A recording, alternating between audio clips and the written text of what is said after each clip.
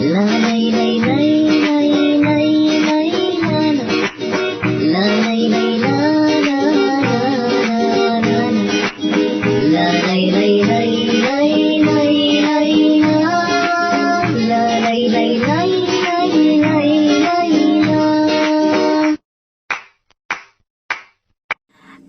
عليكم ورحمة الله وبركاته، والصلاة والسلام على خير الأنام سيدنا محمد عليه أفضل الصلاة والسلام. حلقة اليوم خاصة بطلبة وطالبات الصف الخامس الابتدائي. هشرح معاكم مادة الدراسات الاجتماعية المنهج الجديد الترم الثاني. هناخد الدرس الخامس بعنوان الحياة الدينية في بلدنا بين الماضي والحاضر. صلوا صلوا صلوا على رسول الله، صلوا صلوا صلوا على رسول الله. خصائص الحياة الدينية عند المصريين القدماء. الحياة الدينية بتشمل تعدد الآلهة، والاعتقاد في البعث والخلود، والاعتقاد في الحساب بعد الموت، والسمو إلى التوحيد. احفظهم معايا الأربعة لأن هيجيلك في أكمل، وهنبدأ نشرح كل واحدة على حدة. أول واحدة اللي هي تعدد الآلهة. المصريين القدماء زمان اتخذوا الإله بتاعهم من الطبيعة، يعني كان فيهم ناس بتعتبر الإله بتاعهم البقرة أو النسر أو الصقر، عشان كده أقاموا المعابد عشان يعبدوا فيها الآلهة اللي قدامنا دي، البقرة، النسر، الصقر. سبب تعدد الآلهة عند المصريين القدماء انقسام البلاد قديما قبل ما يتوحدوا إلى 42 إقليم. يبقى مصر زمان أثناء العصر القديم قسموا البلاد إلى 42 إقليم. معنى كلمة إقليم يعني محافظة زي الوقت. فكان لكل إقليم معبود، عشان كده الآلهة تعددت عندهم، بقى عندهم 42 إله. وكمان عندما انضمت أقاليم مصر في مملكتين سموها مملكة الشمال ومملكة الجنوب، ساعة ما الملك مين اجى وحد القطرين وعمل مملكة الشمال ومملكة الجنوب. كان عندهم مملكة الشمال ليه إله، واحفظ معايا، كان إله ثعبان الكبرى زي ما احنا شايفين كده في الخريطة. يبقى مملكة الشمال كان لها إله بيعبدوه اسمه ايه؟ ثعبان الكبرى. أما مملكة الجنوب كان لها إله اسمه أنثى النسر. رقم 2 الاعتقاد في البعث والخلود. كانوا بيعتقدوا ان هم يبعثوا بعد ما يموتوا. اعتقد المصريون القدماء ان هم يبعثوا مرة اخرى، والروح هترجع اليهم في القبر وهيعيشوا حياة ابدية لا موت بعدها. ايه هي بقى النتائج اللي ترتبت على اعتقادهم في البعث والخلود؟ راحوا عملوا بناء المقابر، وكمان حفظوا جثث الموتى عن طريق التحنيط. بقى اي حد بيموت عندهم يحنطوا. تعالوا نحفظ مع بعض التعريفات والمفاهيم. يعني ايه تحنيط؟ تحنيط يعني بنحفظ جسد الإنسان بعد ما يموت. يعني ايه بعث؟ هي الحياة مرة أخرى بعد الموت. ومعنى الخلود هي حياة أبدية لا موت بعدها. ما المقصود بالتحنيط؟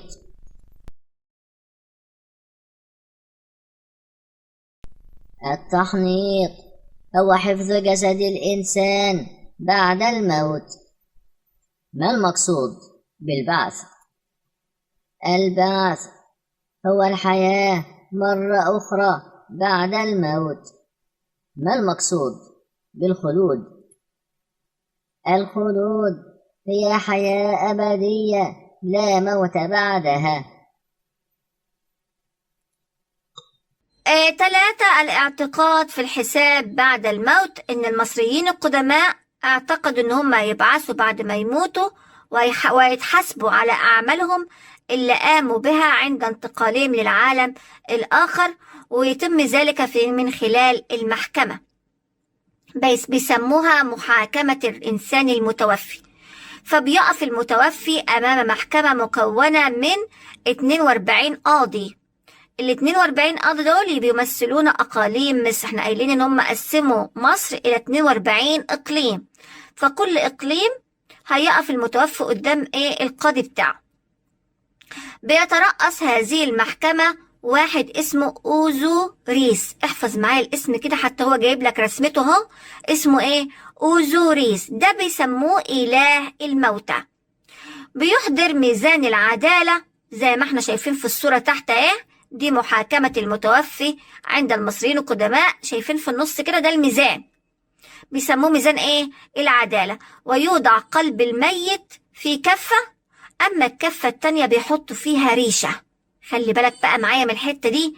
يعني يجيبوا قلب الميت يحطوه في كفة، والريشة في الكفة التانية، والريشة دي تمثل الإلهة ماعت، إله الحق والعدل. أنا مش عارفة هما كانوا بيعملوا كده ليه. يعني يحطوا القلب بتاع الميت في كفة، والكفة التانية يحطوا الريشة بتاعت الإلهة ماعت. فإذا كان، اسمع بقى معايا كده، لو قلب المتوفي طلع أخف من الريشة يكون الشخص صالح وهيعيش حياة أبدية في نعيم وهنا وسعادة. طب افرض بقى العكس، لو قلب المتوفي طلع أتقل من الريشة هيكون الشخص ده سيء ومصيره مهبب، يعني يكون مصيره العذاب. تعالوا نشوف السمو إلى التوحيد. ظهرت فكرة التوحيد لما جالنا الملك أمنحتب الرابع وحكم مصر. أمنحتب الرابع ده دعا الناس إن هم يعبدوا إله واحد وهو الإله آتون، وكانوا بيرمزوا ليه برمز قرص الشمس زي ما انتم شايفين كده في الصورة. ايه بقى النتائج اللي ترتبت على دعوة أمنحتب الرابع للتوحيد؟ اسمع بقى يا سيدي. النتائج اللي ترتبت لما هو قال لازم نعبد إله واحد، أطلق على نفسه اسم إخناتون. يعني إيه إخناتون؟ يعني الإنسان المخلص للإله آتون. تاني حاجة أدت إلى إن هو شيد مدينة اسمها إخناتون اللي هي موجودة لغاية وقتنا الحالي، اسمها تل العمارنة. يبقى أمنحتب الرابع هو اللي عمل مدينة تل العمارنة اللي موجودة حاليا. طب هو عمل مدينة إخناتون دي، قصدي أخيتاتون دي، ليه؟ عمل مدينة أخيتاتون. استنوا بس معاش احنا لخبطنا الدنيا. هو سمى نفسه إخناتون وراح عمل مدينة شبهها بس اسمهاش إخناتون، اسمها أخيتاتون. أهمية مدينة أخيتاتون دي إن هو اتخذها عاصمة للبلاد وخلاها مركزا لعبادة الإله آتون. فاحنا لازم نحفظ الملك أمنحتب الرابع، تحفظ إن هو دعا الإله واحد وهو الإله آتون، وكانوا بيرمزوا له بقرص الإيه؟ الشمس، وقاموا مسميين أمنحتب الرابع إخناتون، يعني وده معناه المخلص لآتون. وقام رايح بني مدينة كده صغنونة اسمها أخيتاتون اللي هي تل العمارنة دلوقتي، عملها عشان تكون عاصمة للبلاد وتكون مركز لعبادة الإله آتون. استخلصنا من الموضوع ده ان شعب مصر حتى وهو من زمان كان شعب متدين متمسك بالقيم منذ اقدم العصور، كان عنده رحمة، صدق، احترام، تسامح، ويطبقها في حياته ليعم الحب والسلام كل شعوب العالم. صوب ما تحته خط. رمز الملك أمنحتب الرابع للإله آتون بقرص القمر. الخط موجود تحت كلمة القمر. حنقول رمز الملك أمنحتب الرابع للإله آتون بقرص الشمس. صوب ما تحته خط. شيد الملك أمنحتب الرابع مدينة أخيتاتون لعبادة الإله آمون. الخط موجود تحت كلمة آمون. حنقول شيد الملك أمنحتب الرابع مدينة أخيتاتون لعبادة الإله آتون. صوب ما تحته خط. يقف المصري القديم عند موته في محكمة أمام 42 قاضيا يترأسهم الإله رع. الخط موجود تحت كلمة رع. حنقول يقف المصري القديم عند موته في محكمة أمام 42 قاضيا يترأسهم الإله أوزوريس.